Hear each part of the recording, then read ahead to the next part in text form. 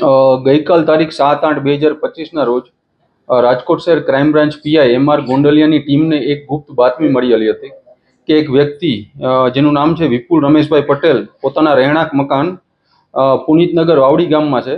તેમાં જુગાર રમવા માટે અમુક એવા ગેજેટ્સ કે જેની મદદથી લોકો સાથે જુગાર રમતી વખતે છેતરપિંડી કે ઠગાઈ થઈ શકે તે વેચતો હતો અને પોતાના આર્થિક ફાયદા માટે તેનું વેચાણ પણ કરતો હતો. આવી બાતમી મળી હતી. આ બાતમીના આધારે આ વ્યક્તિ વિપુલ પટેલના ઘરે તપાસ કરતા તેમાં અલગ અલગ કંપનીના કેમિકલ યુક્ત ગંજી પત્તા કે જે બતાવું તમને આવા હોય, આના 4260 નંગ મળેલ છે કે જેની કિંમત છે 2,13,500 રૂપિયા.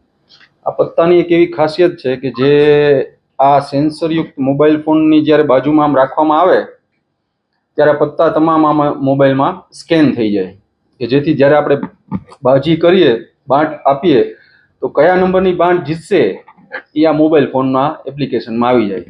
આ ઉપરાંત ઘણીવાર એવું થાય કે ચાલુ ગેમે કોઈ મોબાઈલ ના ઉપાડે કે મોબાઈલ ઊંધો પડ્યો હોય ના જોઈ શકે તો એક આવું નાનું એવું બ્લૂટૂથ પણ જો કાનમાં રાખ્યું હોય તો કયા નંબરની વ્યક્તિ કે કયા નંબરની બાજી જીતશે એ મોબાઈલમાં પોતાના કાનમાં પણ સાંભળી શકે.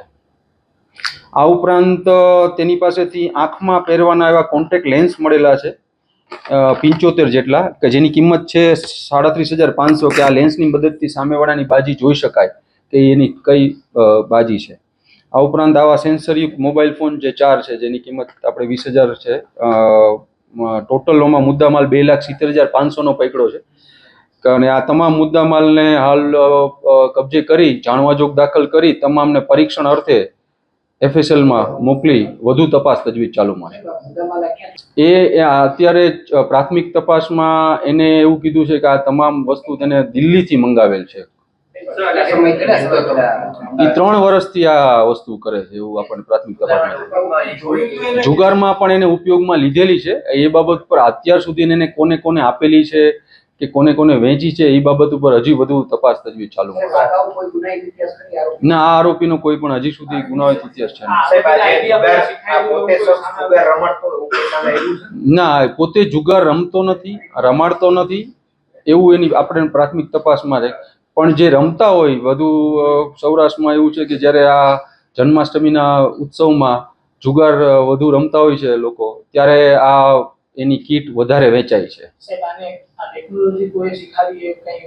ના, એને યુટ્યુબ ઉપરથી આ વસ્તુ જોઈને પછી મંગાવેલ છે આ બધી ડિવાઇસીસ.